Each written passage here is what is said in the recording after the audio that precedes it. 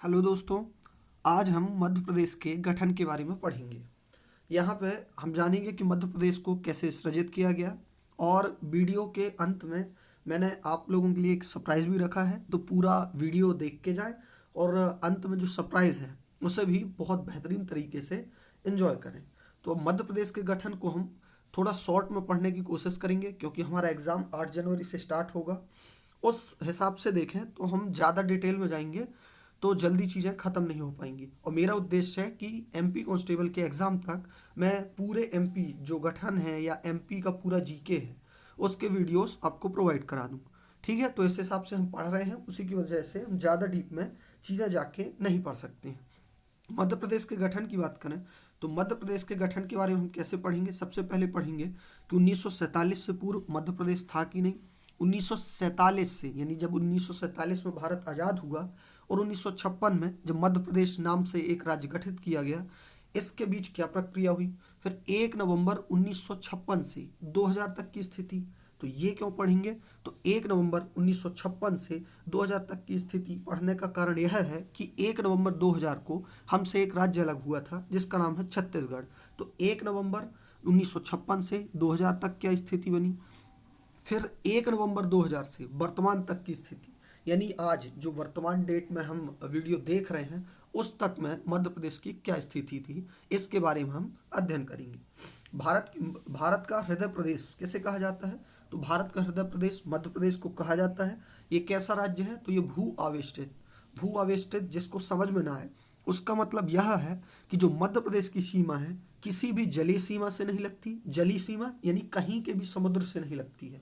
और ना ही मध्य प्रदेश की सीमा किसी देश को टच करती है। चीन, नेपाल, भूटान, पाकिस्तान, बांग्लादेश, किसी से भी मध्य प्रदेश की सीमा तो लगती नहीं है। मैंने बताया है कि मध्य प्रदेश की सीमा सिर्फ राज्यों से लगती है। कितने राज्यों से, 5 राज्यों से। किसी देश से नहीं लगती है, ना ही किसी जलीय सीमा से लगती है। इसलिए मध्य प्रदेश को भू आवेशित यानी लैंड लॉक्ड राज्य कहा जाता है।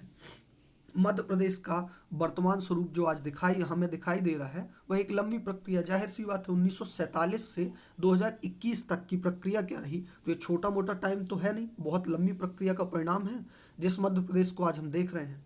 स्वतंत्रता से पूर्व, पहला सवाल का आंसर यही रहा कि स्वतंत्रता से पूर्व मध्य प्रदेश नाम का कोई भी राज्य अस्तित्व में नहीं था। तो जब देखें 1947 से पहले मध्य प्रदेश नाम का तो कोई राज्य था ही नहीं, तो कुछ ना कुछ नाम तो रहा होगा। तो क्या था, मध्य प्रदेश पार्टों में बटा था, उन्हीं में से अलग अलग पार्ट के अलग अलग नाम थे जिनके बारे में अध्ययन करेंगे। हालांकि सेंट्रल प्रोविंस एंड बरार नामक एक ब्रिटिश प्रांत हुआ करता था। जहां आज मध्य प्रदेश है वहां पे जो अंग्रेजों की एक रियासत होती थी जिसका नाम क्या था, सेंट्रल प्रोविंस एंड बरार, जिसकी सीमाएं वर्तमान मध्य प्रदेश की सीमाओं से क्या थी, बिल्कुल भिन्न थी। मतलब जो अभी हम मध्य प्रदेश देख रहे हैं और अंग्रेजों की जो रियासत थी सेंट्रल प्रोविंस एंड बरार, वो मध्य प्रदेश की वर्तमान सीमा से बिल्कुल अलग थी। अब बात करें कि मध्य प्रदेश का कौन सा हिस्सा अंग्रेजों के ज़माने में क्या कहा जाता था। जैसे वो शोले फिल्म में है ना, मैं अंग्रेजों के ज़माने का जेलर हूँ, वैसे ही मध्य प्रदेश भी अंग्रेजों के ज़माने में भिन्न प्रकार का था। कैसे भिन्न, जहाँ आज ग्वालियर है वहाँ ग्वालियर रियासत तो थी उस टाइम, ठीक है। और जहाँ आज इंदौर रियासत है, यहाँ पे इंदौर रियासत है अपनी। तो जो ग्वालियर रियासत और इंदौर रियासत है, इन दोनों को सम्मिलित रूप से आज़ादी के पहले हम क्या कहते थे, मध्य भारत कहते थे। अपना जो जबलपुर वाला एरिया है इसको महाकौशल प्रांत कहते थे। फिर ये भोपाल, विदिशा, सागर वाले एरिया को सेंट्रल प्रोविंस कहते थे। और जो हैदराबाद के निज़ाम थे, यहाँ उस टाइम पे कौन सा रियासत हुआ करती थी, यहाँ पे हैदराबाद रियासत हुआ करती थी। तो हैदराबाद के रियासत से जो अंग्रेज हैं उनने बरार को और विदर्भ को किराए पर ले रखा था, ठीक है। तो उस टाइम पे जब उनने किराए से लिया तो ये भी लगभग लगभग मध्य प्रदेश के टच में आ गया।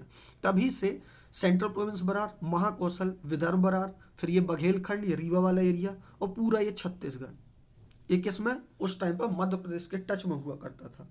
और जो ये आज विंध्य प्रदेश दिख रहा है, ये विंध्य प्रदेश रीवा, सतना और पन्ना वाला एरिया हुआ करता था, जिसका कुछ हिस्सा शायद कुछ हिस्सा यूपी में आता था और कुछ हिस्सा एमपी में। ये वाला हिस्सा कहाँ आता था, यूपी में। और ये वाली जो बाउंड्री दिख रही है ये पूरा हिस्सा आता था मध्य प्रदेश में, ठीक है। तो मध्य की बात करें, मतलब जो मध्य प्रदेश था उसके सेंट्रल की बात करें तो वहाँ कौन कौन सी अंग्रेजों की रियासत थी। तो सेंट्रल प्रोविंस बरार, महाकौशल और भोपाल, ठीक है। और पूर्व की बात करें पूर्व की बात करें तो ये मध्य प्रदेश का ये वाला हिस्सा क्या, कौन सा हिस्सा, पूर्वी हिस्सा। पूर्वी हिस्से में था बघेलखंड, छत्तीसगढ़ और दंडकारण्य। पूछता भी है जब आप भारत देश का जीके पढ़ना चाहेंगे तो उस टाइम पे जब पढ़ेंगे आप कि दंडकारण्य का जंगल कहाँ है, तो दंडकारण्य जंगल कहाँ है, छत्तीसगढ़ में। यहीं के 4 जिले हैं जो बहुत फेमस हैं, जिन्हें संयुक्त रूप से बस्तर भी कहते हैं।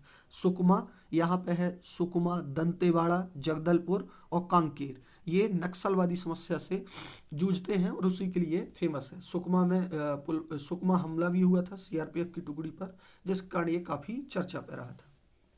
पश्चिम वाले एरिया की बात करें, ये रहा पश्चिम वाले एरिया। तो पश्चिम वाले एरिया में मध्य भारत था, ठीक है। मध्य भारत में कौन कौन सी रियासत आती थी, तो इंदौर, इंदौर में कौन सी, होलकर। और ग्वालियर, ग्वालियर में कौन सी रियासत, तो सिंधिया। उत्तर में कौन सा आता था, विंध्य प्रदेश, ये वाला हिस्सा।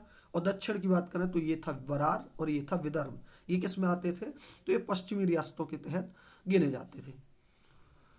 1947 से 1956 तक की मध्य प्रदेश की क्या स्थिति थी, तो भारत स्वाधीनता अधिनियम कब पारित हुआ, तो भारत स्वाधीनता अधिनियम यानी भारत को आज़ाद करने का प्रस्ताव जो अंग्रेजों की संसद रही होगी वहाँ से पारित कब हुआ, 1947 में। और पर्टिकुलर यदि किसी को डेट जानना है तो ये डेट थी 18 जुलाई। कब, 18 जुलाई 1947 को उन्होंने प्रस्ताव पारित कर दिया था भारत को आज़ाद करने का। साथ ही भारत का विभाजन कर एक नए राष्ट्र पाकिस्तान का निर्माण भी हुआ। जब भारत का निर्माण हुआ उसी के साथ एक नए राष्ट्र कौन सा, पाकिस्तान का भी निर्माण किया गया था। इस समय भारत में अलग अलग राजा थे, राजाओं की रियासत थी।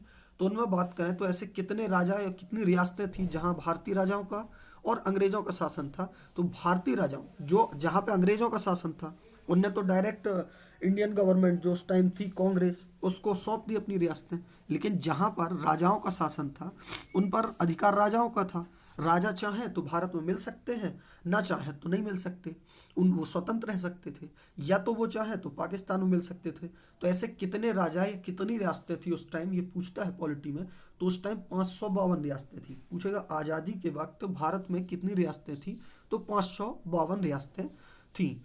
जो व्यक्ति चाहे तो भारत में मिल जाए और जिसको पाकिस्तान में मिलना हो वो पाकिस्तान में मिल सकता था।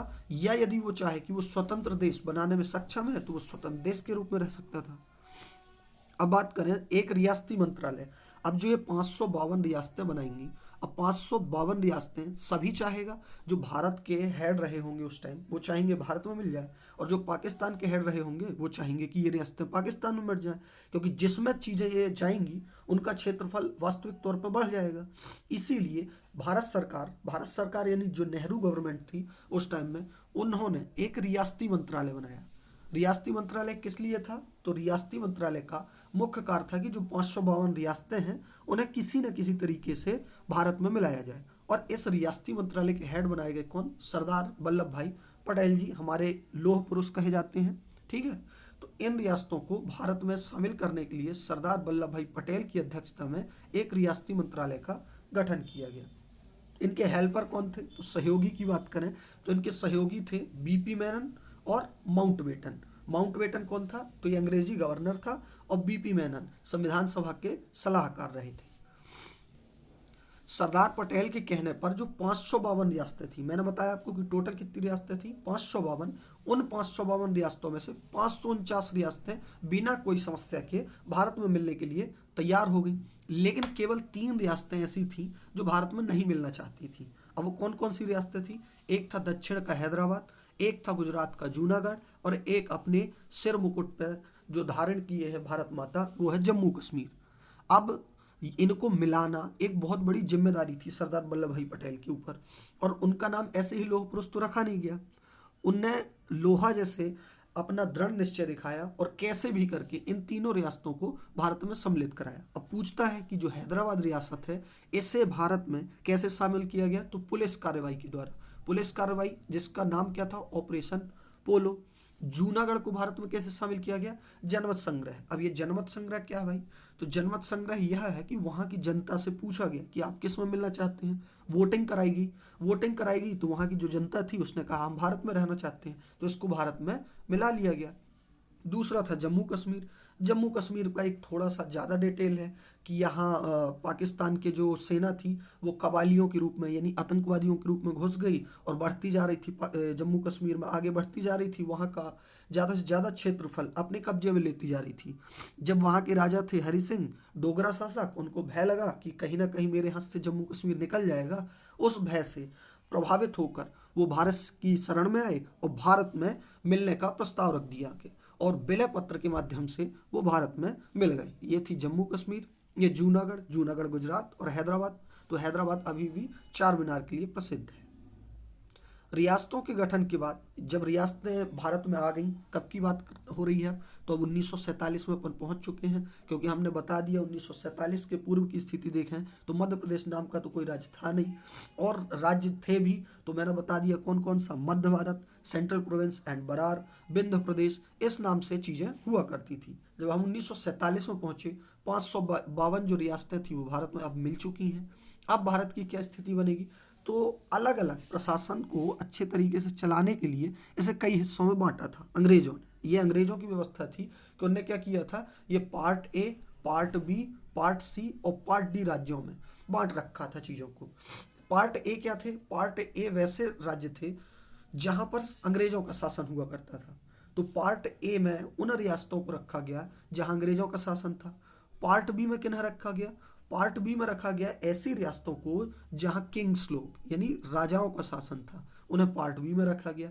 पार्ट सी में कहाँ रखा गया, ऐसी जगह जहां सिर्फ शहर पे अंग्रेजों का शासन था, ना कि पूरे एरिया पे। जैसे जबलपुर शहर है तो जबलपुर की जो मेन सिटी है वहां पे अंग्रेजों का शासन रहता, तो जबलपुर सिटी को कहाँ रख देते अपन, पार्ट सी में रख देते। और पार्ट डी में किन्हें रखा गया, पार्ट डी में रखा गया जो जलीय क्षेत्र वाले क्षेत्रफल है, जलीय क्षेत्रफल जैसे अंडमान निकोबार, लक्षद्वीप वगैरह, इनको पार्ट डी में रखा गया। तो पूछता है कि मध्य प्रदेश में part A, part B, part C और पार्ट डी में से कौन कौन से हिस्से शामिल थे। तो मध्य प्रदेश में जलीय सीमा तो है नहीं, तो कोई जलीय हिस्सा तो होगा नहीं। तो मध्य प्रदेश के अंतर्गत कौन कौन आता था, पार्ट ए जहाँ पे क्या रहा होगा, अंग्रेजों का शासन, पार्ट बी जहाँ राजाओं का शासन, और पार्ट सी जहाँ सिर्फ पर्टिकुलर शहर में अंग्रेजों का शासन रहा होगा। अब बात करें कि 1947 से 1956 तक मध्य प्रदेश की क्या स्थिति रही, तो मैंने बता चुका हूँ। उत्तर में क्या थी, ग्वालियर रियासत, ठीक है। पश्चिम में देखें तो दक्षिण पश्चिम में थी इंदौर रियासत। फिर एकदम उत्तर पूर्व में देखें तो ये थी पार्ट सी यानी रीवा। पार्ट ए में क्या था, तो सेंट्रल प्रोविंस एंड बरार, जिसमें कितनी चीज़ें शामिल थी, तो बरार विदर्भ, छत्तीसगढ़, बघेलखंड, दंडकारण्य और महाकौशल। भोपाल स्टेट इसे पार्ट सी में रखा गया, क्योंकि जो पर्टिकुलर भोपाल था यहाँ किसका शासन रहा होगा, अंग्रेजों का। मैं बता चुका हूँ पार्ट ए में किसे रखा गया होगा, पार्ट बी में किसे और पार्ट सी में किसे रखा गया होगा। तो उस हिसाब से आप समझ जाइए कि यदि पार्ट ए में किसको रखा गया है तो वो किस स्थिति में रहा होगा। पार्ट सी में रखा गया मतलब अंग्रेजों का शासन सिर्फ शहर में, ठीक है। पार्ट बी में रखा गया मतलब राजाओं का शासन, तो इंदौर में कौन से राजा थे, होलकर शासक। ग्वालियर में कौन से थे, सिंधिया शासक। पार्ट ए में रखा गया मतलब जो सेंट्रल प्रोविंस एंड बरार है, और यहाँ पे जो ये महाकौशल वाला हिस्सा है, दंडकारण्य वाला हिस्सा है, बघेलखंड वाला हिस्सा है और ये छत्तीसगढ़ का हिस्सा है, यहाँ किसका शासन था, तो यहाँ अंग्रेजों का शासन हुआ करता था, जिसके कारण इन्हें पार्ट ए में रखा गया। अब बात करें जो पार्ट ए बनाया गया था, सेंट्रल प्रोविंस, बरार, विदर्भ, ठीक है, कौन कौन से शामिल थे, तो पार्ट ए की बात करें तो पार्ट ए में जो अंग्रेजों के काल के हिस्से थे उनमें से कौन कौन सा हिस्सा शामिल था वो देखेंगे तो central province and Berar, Mahakoshal Jabalpur वाला हिस्सा। विदर्भ की बात करें तो ये बैतूल वाला हिस्सा, बैतूल वगैरह जो नीचे जाएंगे, बैतूल, हरदा, छिंदवाड़ा वाला हिस्सा था ये विदर्भ और बरार, ठीक है। फिर बघेलखंड यानी बघेलखंड देखा तो आज जो सीधी सिंगरौली वाला हिस्सा था वो बघेलखंड वाला, पूरा छत्तीसगढ़ और दंडकारण्य का जो हिस्सा था वो पार्ट ए में आया करता था। पार्ट ए में आने का मतलब ही है कि यहाँ अंग्रेजों का शासन था। अब जब पार्ट ए 1947 में गठित किया गया तो पार्ट ए की उस समय राजधानी क्या बनाई गई थी, तो उस समय राजधानी बनाई गई थी नागपुर। और इसके मुख्यमंत्री कौन बनाए गए थे, तो एक इसके मुख्यमंत्री यानी पार्ट ए के मुख्यमंत्री पूछ रहा है, अभी अपन मध्य प्रदेश में नहीं पहुंचे हैं, मध्य प्रदेश तो बना ही नहीं है अभी। तो पार्ट ए के मुख्यमंत्री कौन थे, तो पार्ट ए के मुख्यमंत्री थे पंडित रविशंकर शुक्ल, जो आगे चल के एमपी के भी मुख्यमंत्री बने। एमपी के भी प्रथम मुख्यमंत्री कौन थे, पंडित रविशंकर शुक्ल। और पार्ट ए की मुख्यमंत्री कौन थे, पंडित रविशंकर शुक्ल। अब ये जो राज्यपाल लिखा है ये राज्यपाल एक्चुअल में नहीं है, ये क्या था, जब 1956 के समय कब? 1956 के समय, जब पार्ट ए को मध्य प्रदेश में शामिल किया गया, मतलब जब पार्ट ए का नाम चेंज करके इसे मध्य प्रदेश में लाया गया, उस समय मुख्यमंत्री कौन थे? तो उस समय मुख्यमंत्री राघवेंद्र राव थे। तो 1956, जब 1 नवंबर 1956 मध्य प्रदेश बना, उसके जस्ट पहले कौन मुख्यमंत्री था? तो राघवेंद्र राव। मध्य प्रदेश के पहले मुख्यमंत्री पंडित रविशंकर शुक्ल जी। और पार्ट ए के पहले मुख्यमंत्री, तो पार्ट ए के पहले मुख्यमंत्री भी कौन थे? पंडित रविशंकर शुक्ल जी। अब पार्ट ए की बात करें तो पार्ट ए की राजधानी क्या बनाई गई थी? नागपुर। अब देख लें पार्ट ए में क्या क्या शामिल था। तो पार्ट ए में शामिल था central province and Berar, Mahakoshal, Vidarbha, Berar, Baghelkhand, Chhattisgarh और दंडकारण्य।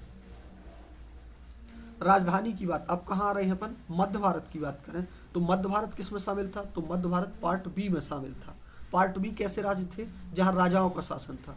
तो पार्ट बी की बात करें तो पार्ट बी की 2 राजधानियां बनाई गई थी। पूछता है कि पार्ट बी की कितनी राजधानियां थी? तो पार्ट बी की 2 राजधानी बनाई गई थी, एक थी ग्वालियर और एक थी इंदौर। अब जब राजधानी बनाने की बात आई तो यहाँ जो ग्वालियर के राजा थे और जो इंदौर के राजा थे, इनमें मतभेद हो गया। ग्वालियर के जो किंग थे वो चाहते थे कि राजधानी ग्वालियर बने, और जो इंदौर के किंग थे वो चाहते थे कि राजधानी कौन बने? तो राजधानी बने इंदौर। इस तरह से इस विवाद को सुलझाने के लिए स्वयं नेहरू जी आए और उन्होंने इसका समाधान निकाला कि 6.5 महीने राजधानी क्या बनाई जाए? ग्वालियर, और 5.5 महीने राजधानी बनाई जाए इंदौर। अब समय कौन सा होगा कि कौन से 6.5 महीने ग्वालियर राजधानी रहेगी और कौन से 6.5 महीने इंदौर राजधानी रहेगी?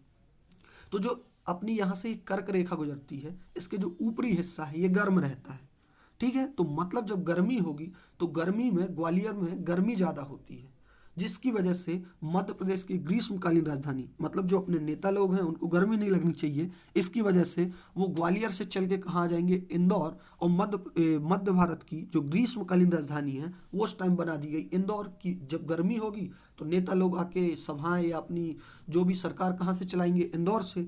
और जो मध्य प्रदेश का नीचे वाला हिस्सा है, इंदौर वाला हिस्सा है, ये काफ़ी ठंडा होता है ठंडी में। जब ठंडी पड़ेगी तो यहाँ ज़्यादा ठंड होती है, तो जब ज़्यादा ठंड होगी तो यहाँ से चल के कहाँ चले जाएंगे? ग्वालियर, और अपनी सारी कार्यवाही कहाँ से करेंगे? ग्वालियर से। इस तरीके से 6.5 महीने राजधानी था ग्वालियर, 5.5 महीने राजधानी था इंदौर। शीतकालीन राजधानी था ग्वालियर और ग्रीष्मकालीन राजधानी कौन था? इंदौर। अब बात करें पार्ट बी की, तो जो मध्य भारत को पार्ट बी स्टेट का दर्जा दिया गया, जिसकी राजधानी क्या बनाई गई? ग्वालियर। इंदौर, ग्वालियर कितनी? 6.5 महीने, इंदौर कितना? तो 5.5 महीने। ये थे जीवाजीराव सिंधिया, ये यशवंतराव होलकर और ये थे लीलाधर जोशी। अब इनकी क्या भूमिका रही? तो देखें यहाँ दोनों जो रियासतें थीं, ग्वालियर और इंदौर, दोनों की भागीदारी पार्ट बी में होनी जरूरी ही थी। अगर ये नहीं होता तो मतभेद बन जाता। इसलिए उस समय सिंधिया जो शासक थे इनका वर्चस्व ज़्यादा था, जिसकी वजह से पार्ट बी जो था, पार्ट बी का राज प्रमुख बनाया गया जीवाजीराव सिंधिया को। ये जीवाजीराव सिंधिया कौन थे? तो जीवाजीराव सिंधिया जो ज्योतिरादित्य सिंधिया अभी हमारे नागरिक उड्डयन मंत्री हैं, उनके दादाजी थे। फिर जीवाजीराव सिंधिया के पुत्र थे माधवराव सिंधिया, और माधवराव सिंधिया के पुत्र हैं ज्योतिरादित्य सिंधिया जी। फिर उपराज प्रमुख, तो उपराज प्रमुख अहिल्याबाई होलकर के परिवार से बनाए गए यशवंतराव होलकर जी। यहाँ के पहले राज्यपाल कौन बनाए गए? तो राज्यपाल थे तख्तमल जैन, और मुख्यमंत्री बनाए गए लीलाधर जोशी। तो पार्ट ए के पहले मुख्यमंत्री कौन थे? पंडित रविशंकर शुक्ल। पार्ट बी के पहले मुख्यमंत्री कौन थे? तो लीलाधर जोशी जी। पार्ट सी की बात करें, पार्ट सी कौन सा स्टेट रहा होगा जहां सिर्फ शहर में अंग्रेजों का शासन रहा होगा? तो बात करें पार्ट सी यानी विंध्य प्रदेश की, तो इसके राज्य प्रमुख कौन बनाए गए थे? रीवा के राजा मार्तंड सिंह देव जी। और मुख्यमंत्री कौन बनाए गए थे? पंडित शंभुनाथ शुक्ल जी। इसकी 2 इकाइयां, जो विंध्य प्रदेश था ये काफी बड़ा था। बड़े होने के साथ साथ देखें तो इसका जो पूर्वी हिस्सा था वो बघेलखंड था और पश्चिमी हिस्सा बुंदेलखंड था। दोनों का कल्चर काफ़ी अलग है। बघेलखंड में जो भाषा है वो बोली जाती है, वो बहुत जल्दी जल्दी कोई भी शब्द बोलते हैं, और बुंदेलखंडी जो है बहुत मीठी भाषा है, और यहाँ का कल्चर एकदम अलग है बघेलखंड से, जिसकी वजह से इसको 2 पार्टों में डिवाइड करके इसकी 2 इकाइयाँ बना दी गई। एक थी इकाई बुंदेलखंड, दूसरी इकाई थी बघेलखंड। जो बघेलखंड की इकाई थी इसका हेड बनाया गया अवधेश प्रताप सिंह, और जो बुंदेलखंड की इकाई थी इसका हेड बनाया गया कामता प्रसाद सक्सेना को। और ये जो दोनों इकाइयां थी ये किसके अंडर में कर दी गई? राजा मार्तंड सिंह देव यानी आपसे पूछेगा कि जो बघेलखंड इकाई थी इसका प्रमुख कौन था, तो इसका प्रमुख भी मार्तंड सिंह देव थे। और बुंदेलखंड जो इकाई थी इसका प्रमुख कौन था, तो इसका भी प्रमुख कौन था, महाराजा मार्तंड सिंह देव। लेकिन जो यहाँ मंत्रिमंडल बनाया गया और मंत्रिमंडल का संचालन करने के लिए जो हेड निश्चित किए गए, उसमें बघेलखंड इकाई के थे अवधेश प्रताप सिंह और बुंदेलखंड इकाई के थे कामता प्रसाद सक्सेना। और विंध्य प्रदेश की राजधानी बनाई गई थी रीवा। ठीक है, अब बात करें पार्ट सी, तो पार्ट सी में देखें तो बुंदेलखंड और बघेलखंड की कितनी रियासतें थी, 38। ये कभी नहीं आया है, याद ही नहीं करना है इसको। विंध्य प्रदेश पार्ट सी में गठन किया गया, राजधानी रीवा बनाई गई। ठीक है, राज प्रमुख कौन बनाए गए, रीवा के महाराजा मार्तंड सिंह देव। यहाँ के मुख्यमंत्री चुने गए कब, 2 अप्रैल 1952 को, पंडित शंभुनाथ शुक्ल जी। ये हैं महाराजा मार्तंड सिंह देव जी। बुंदेलखंड और बघेलखंड को इस राज्य की 2 इकाइयों के रूप में रखा गया था। तो जो बघेलखंड की इकाई थी वहाँ के हेड कौन बनाए गए थे, तो अवधेश प्रताप सिंह, ये हैं अवधेश प्रताप सिंह जी। और जो बुंदेलखंड इकाई थी यहाँ के हेड कौन थे, तो कामता प्रसाद सक्सेना जी, ये रहे कामता प्रसाद सक्सेना जी। प्रथम मुख्यमंत्री कहाँ के, अब बात करें पार्ट सी यानी भोपाल। पार्ट सी में कौन आएगा, जहाँ सिर्फ शहर में अंग्रेजों का शासन रहा होगा। तो जो पार्ट सी थी ये अपने एकदम मध्य की बात करें तो ये पार्ट सी रियासत में आता था भोपाल, जहाँ के प्रथम मुख्यमंत्री कौन बनाए गए थे, पंडित शंकर दयाल शर्मा जी, जो आगे चल के क्या बने थे, भारत के राष्ट्रपति भी बने थे। प्रारंभ में बात करें तो भोपाल के नवाब हुआ करते थे। जब भारत आज़ाद हुआ तो उस समय भोपाल के जो नवाब थे तो वो कौन थे, हमीदुल्ला खान। अब ये हमीदुल्ला खान कौन थे, तो ये हमीदुल्ला खान थे जो सुल्तान जहाँ बेगम थी भोपाल की जो नवाब रही होगी, महिला नवाब, इनके पहले इनकी मम्मी का नाम था, जो नवाब हमीदुल्ला खान है ये भैया, इनकी मम्मी का नाम था सुल्तान जहाँ। सुल्तान जहाँ का नाम क्यों फेमस है, तो सुल्तान जहाँ ने मिंटो हॉल बनवाया था। कौन सा हॉल, तो मिंटो हॉल बनवाया था। और मिंटो हॉल क्यों फेमस है, तो मिंटो हॉल में मध्य प्रदेश का विधानसभा भवन लगा करता था। कब, 1996 से पहले, जब 1996 में मध्य प्रदेश का विधानसभा भवन बन गया, जिसको किसने बनाया, चार्ल्स कोरिया ने। और मध्य प्रदेश विधानसभा भवन को क्या कहते हैं, इंदिरा गांधी विधानसभा भवन। उसके बनने के बाद जो अपनी विधानसभा है वहाँ लगने लगी, नहीं तो इसके पहले जो विधानसभा है वो कहाँ लगती थी, तो वो मिंटो हॉल में लगा करती थी, जिसका निर्माण किसने करवाया था, सुल्तान जहाँ बेगम ने। और सुल्तान जहाँ बेगम कौन थी, तो नवाब हमीदुल्ला खान की मम्मी थी वो। ठीक है, और जो ये मिंटो हॉल है, मिंटो हॉल का नाम हाल ही में बदल दिया गया है और कर दिया गया है कुशाभाऊ ठाकरे। तो प्रारंभ में जो भोपाल था, भोपाल के नवाब कौन थे, हमीदुल्ला खान थे। इन्होंने भारत संघ में विलय करने से इनकार कर दिया, मतलब ये भारत में नहीं मिलना चाहते थे।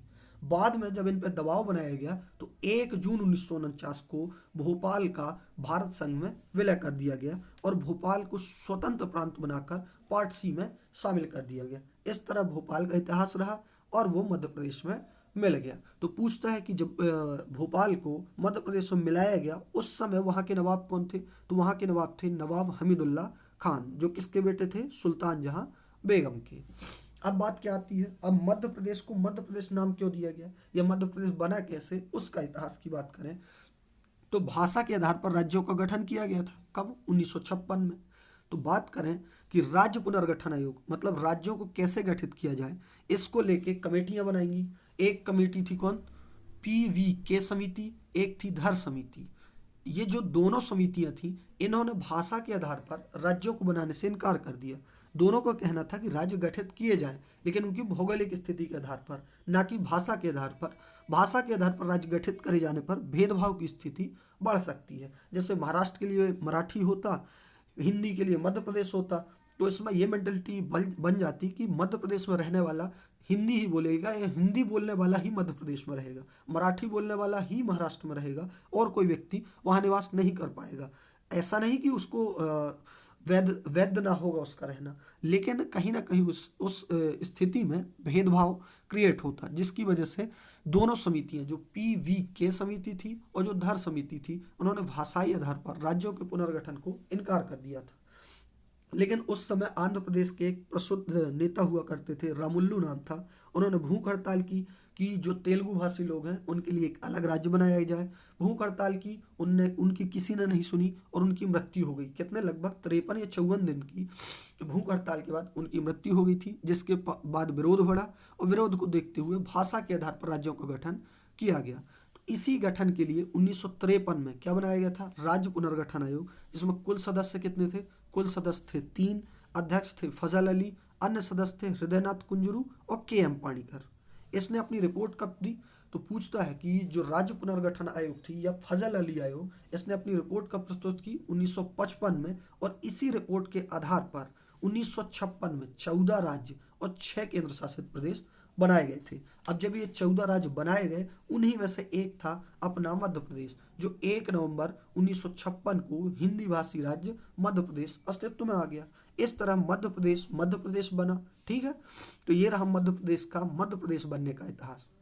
अब बात करें कि मध्य प्रदेश में कौन कौन सी चीज़ें शामिल की गई थी, क्योंकि स्वतंत्रता के समय कुछ और स्थिति थी, 1956 के समय कुछ और स्थिति थी। तो जब मध्य प्रदेश का सृजन किया गया 1 नवंबर 1956 को, तब मध्य प्रदेश में कौन कौन से हिस्से शामिल हुए, कौन कौन से हिस्से अलग हुए, वो देखेंगे।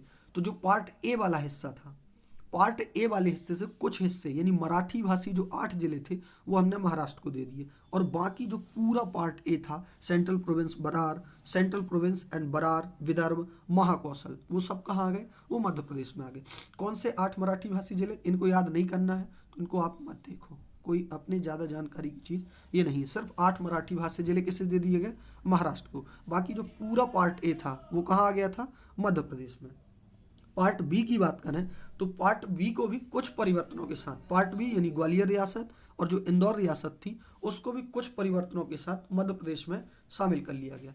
मध्य प्रदेश जिले की जो भानपुरा तहसील थी, भानपुरा तहसील का जो सुनेल टप्पा था वो राजस्थान को दे दिया गया, और जबकि जो कोटा है, कोटा राजस्थान हमसे सटता है और राजस्थान का जिला है कोटा, तो जो कोटा की सिरौंज तहसील थी वो मध्य प्रदेश के विदिशा को दे दी गई। अब ये पूछता है कि भानपुरा तहसील कहाँ थी, तो ये मंदसौर, और मंदसौर में ही आता था ये सुनेल टप्पा, जिसे राजस्थान को दे दिया गया था। और कौन सी तहसील ली गई थी, तो विदिशा में आने वाली जो सिरौंज तहसील थी वो मध्य प्रदेश ने ले ली थी, और भानपुरा तहसील का सुनेल टप्पा राजस्थान को दे दिया था।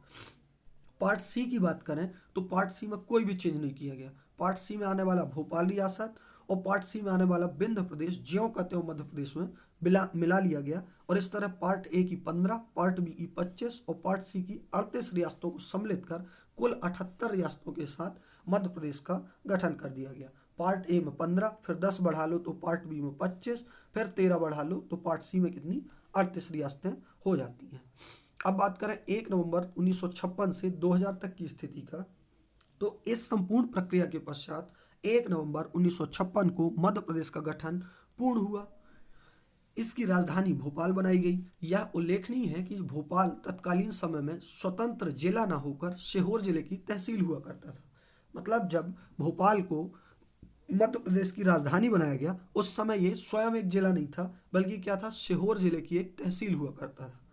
1 नवंबर 1956 की बात करें तो जब मध्य प्रदेश का निर्माण हुआ, इस समय मध्य प्रदेश का क्षेत्रफल कितना था, याद ही भी नहीं करना है, बस एक नज़र से देख लो कि ऑप्शन में आए तो अपन टिक कर सकें। कितना था, 443 वर्ग किलोमीटर, और इस हिसाब से ये भारत का सबसे बड़ा राज्य हुआ करता था। अब यहाँ पे आता है कि मध्य प्रदेश के प्रथम राज्यपाल कौन बनाए गए, तो मध्य प्रदेश के प्रथम राज्यपाल बनाए गए पट्टाभी सीतारमैया, या इनका पूरा नाम था भोगाराजू पट्टाभी सीतारमैया। जो कांग्रेस का समस्त इतिहास है उसको लिखने का कार्य कौन किया है, तो पट्टाभी सीतारमैया ने। फिर बात करें मध्य प्रदेश के प्रथम मुख्यमंत्री कौन थे, तो मध्य प्रदेश के प्रथम मुख्यमंत्री थे पंडित रविशंकर शुक्ल जी, और यही मध्य प्रदेश के भी प्रथम मुख्यमंत्री थे। एक मिनट, अब उस समय बात करें, मैं बता चुका हूँ अपने पिछले वीडियोस में कि संभाग क्या है और जिले क्या है। ठीक है, तो जब 1 नवंबर 1956 को मध्य प्रदेश का गठन किया गया, उस समय मध्य प्रदेश में कुल संभाग कितने थे, 8। अभी कितने हैं, तो अभी हैं 10। उस समय कुल जिले कितने थे, 43। अभी कुल जिले कितने हैं, तो 52। ठीक है, ये किस समय की स्थिति की बात मैं कर रहा हूँ, 1 नवंबर 1956 की, और ये किस स्थिति की बात कर रहा हूँ, तो 2021 की। मध्य प्रदेश के गठन के बाद भी समय समय पर परिवर्तन होते रहे। अब वो क्या परिवर्तन थे, 1972 में 2 जिले बनाए गए, भोपाल और राजनांदगांव। राजनांदगांव किससे अलग हुआ, दुर्ग से, और भोपाल किससे अलग हुआ, सीहोर से अलग हुआ। इस प्रकार मध्य प्रदेश में जिलों की संख्या जो 43 थी 1956 में, अब वो कितनी हो गई, 45 हो गई। अब ये राजनांदगांव कहाँ गया, तो ये छत्तीसगढ़ में चला गया है, इसलिए इसके बारे में ज़्यादा नहीं सोचना है। 1982 में वी आर दवे की अध्यक्षता में जिला पुनर्गठन आयोग की स्थापना की गई। यानी जिले मध्य प्रदेश में कैसे बनाए जाएं, किस आधार पर बनाए जाएं, ये कौन डिसाइड करेगा?